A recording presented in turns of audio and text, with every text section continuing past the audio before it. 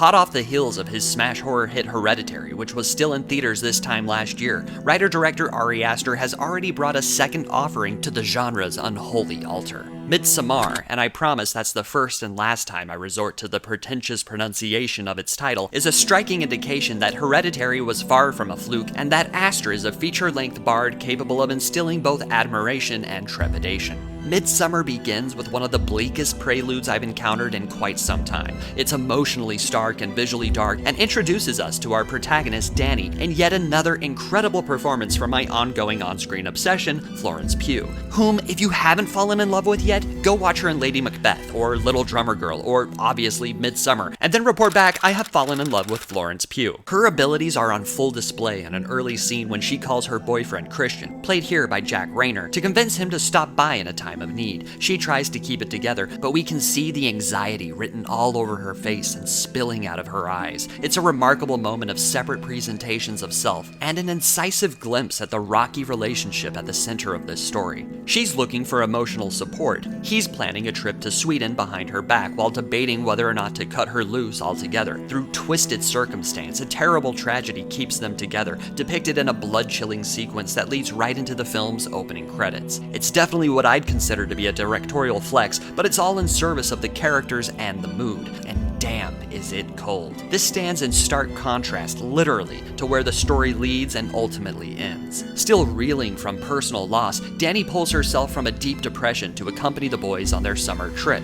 attending the Midsummer celebration at Hårga, a friend's ancestral commune. Needless to say, she checks plenty of emotional baggage for the flight. Soon enough, the plot relocates to this village just in time for the 9-day festivities to begin. It's a massive set piece built from the ground up for the film, a meticulous effort spearheaded by production designer Henrik Svensson. Along with Aster, they mined actual midsummer traditions, Swedish folklore, Norse mythology, and more to fill Hårga with mysterious structures, prophetic murals, and cryptic runes. The film's mise-en-scène is actually communicating to us through paintings and a repurposed alphabet. Sure, some of this won't register for those of us that are a bit rusty in our younger Futhark, but the explicit artwork requires little to no translation. Slowly but surely, Midsummer casts its spell on the characters and audience alike. It manages to alter senses, disrupt equilibrium, and ultimately challenge notions. It does so through a parade of foreign customs, its uncanny use of sunlight, and enough psychedelics to satiate Jim Morrison. It's not enough that the 4 American grad students find themselves on foreign soil. They are immediately treated like VIPs at Burning Man, and the hallucinogens flow freely.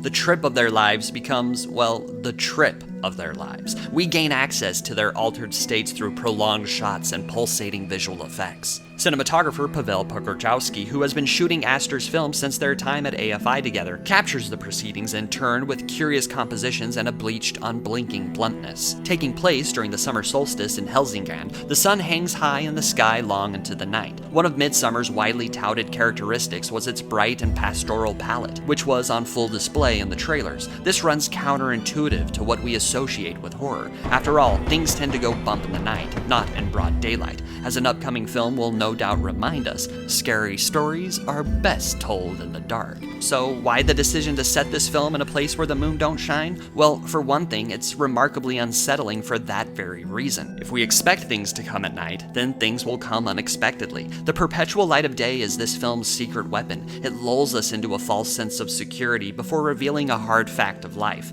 Awful things happen completely independent of the sun's position in the sky. Ironically, in the case of the Hårga, the sun's prime placement is precisely why they commence in this carousel of carousal and ceremony. Moreover, once the madness inevitably goes down in the daylight, we can see it all the more clearly, which, in a meta sense, is what many people sign up for when they watch a movie like this. Consider how our main characters are such a curious bunch, essentially proxies for the viewer. Christian and his classmate Josh, William Jackson Harper, are both working on their PhDs in anthropology. They even begin competing over this pursuit of knowledge as each works on the topic of his thesis. Anyone who has encountered foreign cultures or customs, whether through festivals, travels, religions, cults, you name it, will undoubtedly recognize the fine line between having your curiosity piqued and, okay, I've seen enough, I'm getting the hell out of here. What can I say? It's fun to see the limits of these characters. Yes, I said fun. One of the more remarkable and surprising aspects of Midsummer is just how funny it is, something that would have seemed an impossibility after that austere opening.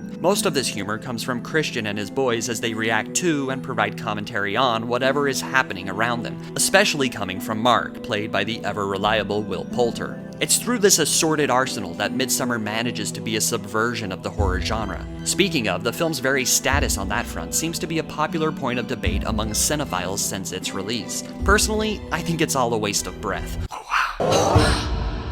Horror is the most wide and wild of all the film genres, with more subcategories than you can shake a crucifix at. This film very clearly slides onto the folk horror shelf along recent films like Apostle, The Love Witch, and Kill List, a shelf that holds what is clearly one of the film's biggest influences, The Wicker Man. The cinematic touchstones don't end there. Over the course of the film, my mind raced to Eli Roth's Travel trilogy, Tobe Hooper's Texas Chainsaw Massacre, and two of British provocateur Ken Russell's insane works, The Devils and Altered States, all of which demonstrate just how rich and varied horror films can be.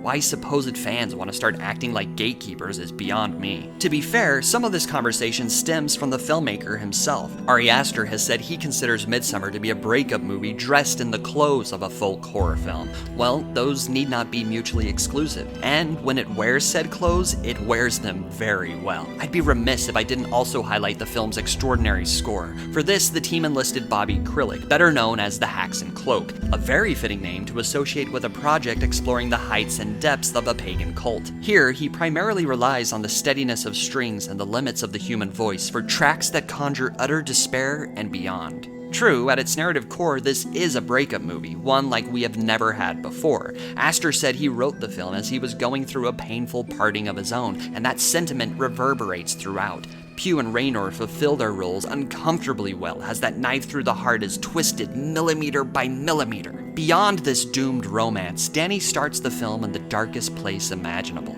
Her anguish is palpable. She's brought into a different light, and it's a terrifying ordeal for her. Perhaps for us as well. But it's what she ultimately discovers there that makes this transplantation feel something akin to fate.